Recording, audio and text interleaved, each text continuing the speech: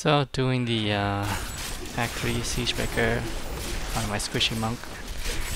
The reason I call him a squishy monk is if you look at my build, I'm using the same build as most monks do in like Act 1, because even with just like 300 resist, you can pretty much face tank Act 1. It doesn't take a lot, and it does take a lot of DPS.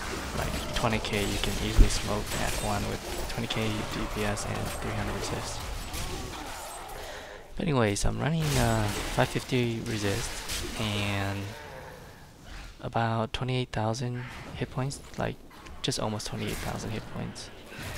And as you see, I'm using Mantra of Conviction, so my DPS is good, but as I said, I'm squishy because I'm not using Mantra of Evasion with like what is it, hard target that gives you extra armor or whatever. And I'm also not using abilities like Crippling Wave or Keen Eye to buff my armor and lower the mob's DPS. Oh shit. So when you're doing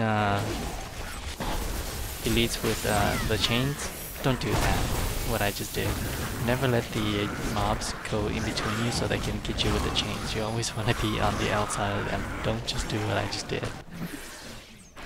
I mean, I don't care if you got 900 resist, the chains will still kill you. Those are things that you have to avoid. My injuries are less severe.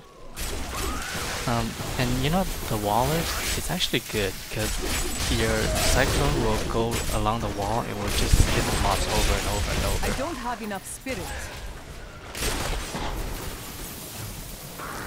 So, as you can see, I'm healing myself with Life Cloak and Life after each kill. I don't have Life on hit. In my opinion, it's... Well, I got trapped there. So that's another thing that I don't like about it is... I mean, I was in a wall, which was bad, but what I don't like is that you can't... When a mob traps you, you can't run through a mob like you can run through players. And they like gang up on you, you just can't move and you die. So if they change that, I don't think I would hardly ever die. It's just that they all gang up on you, surround you. That's you're kind of pretty much dead, man. Unless you got the gear to handle it. So anyways, if you haven't seen my other videos before this, about how I choose to not use Life on Hit, because just mainly it's not bad, it's really good. It's just that it's people know that it's good, so that it costs a lot. So when you're doing stuff like Act 1, I mean, you can just face tank with Life on Hit and just not die. And even some in Act 2 if you got enough resist. But when you get to like 3 and 4, Life on Hit alone isn't going to keep you up. You have to play with feel. You have to really don't get in between the chains and, you know, don't stand in mold and stuff like that.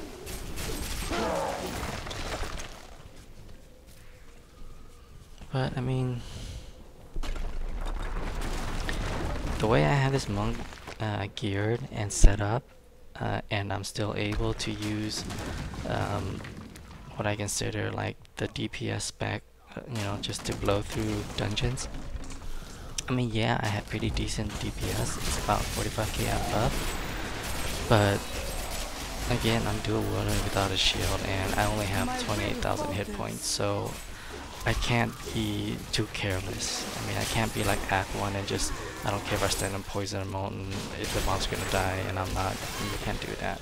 Especially with my low hit points. I mean, there's mobs that melee hard that can still one-shot me. So, what is this? Enchanter, Mountain. Yeah, see, it doesn't give you a problem as long as you don't let them surround you. That's the key, is really don't let the mobs surround you.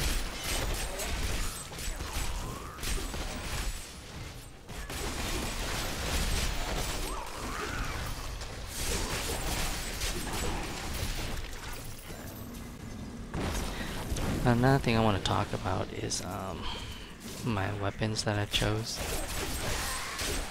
My main hand is a low, it's about 700 something, 778 DPS. and my offhand is about 705-ish DPS. They're not high DPS, they're pretty low, and what you would normally think is bad is actually not that bad because they have an open socket and they both come with a decent amount of crit on them and a decent amount of dex. I mean, when I buy a weapon, I look for at least 150 dex or at least 100 minimum, because dex just, I mean, that just really helps you. So nothing there to really explain there. But what people don't realize when they're buying weapons, that even if you buy a, I mean, what everybody looks for is like high DPS, 1000, 1100, 1200. Obviously, if you can afford it, those are the ones to get. But they cost so much. I mean, just way out of any new monks, their budget, and definitely out of my budget. The main hand I'm using now is a, I think it's a 778 spear, 1.2 speed. And it is had a really good crit on it, but what was really good about it is that I only paid 3 million, so it's not like I spent a lot of gold on it. That's what was really cool, is that I think this weapon is worth probably at least 15 mil, but I only paid 3 million for it, and it's gonna hold me over until I can get like a 1200 DPS weapon, which you really want. So, oh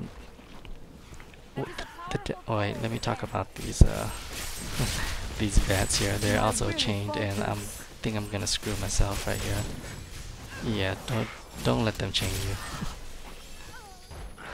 This is not a hard pack at all. It's just that I let them, you know, get in. I got in the middle, and that's pretty much where you're gonna die. So, you see here, I'm switching out my spirit helm and weapon. I found these myself. I didn't buy them, so they were free, and I kept them just because they have spirit regeneration. So when you die and you want to go into the elite pack with a buff and full spirit, you just throw this on and get your spirit back out and dump and take it off. I mean, if you can find a good helm with spirit and good stats, I mean, go for it. But generally when it does have spirit, the rest of the stats isn't that hot. And if you do find one with really good stats and good crit and everything and a socket, then it's probably gonna cost like a ton, over 50 million easy.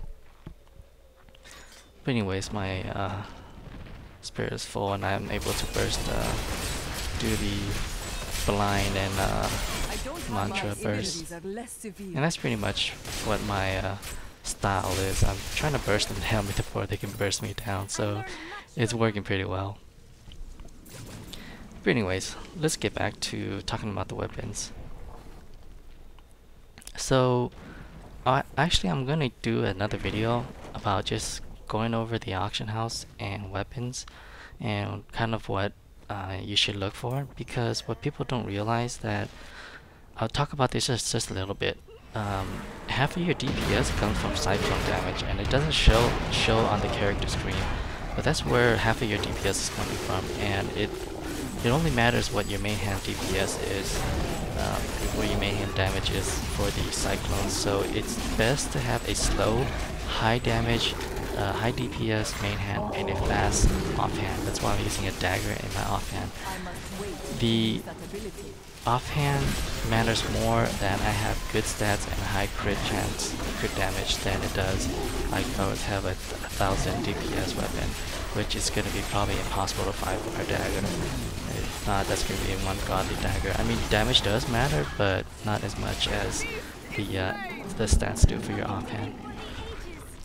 Anyways, he was pretty easy. I mean, my gear is pretty decent, but I think I kept myself up fairly well with that pitiful 2.9% life leech, which, I don't know, it's okay, but I think the life globes I dropped and everything, it really helped me out. So Siegebreaker really wasn't that hard. But anyways, guys, I'm going to do another video about the auction house and picking out weapons later. So thanks for watching, and subscribe if you want to keep seeing monk videos.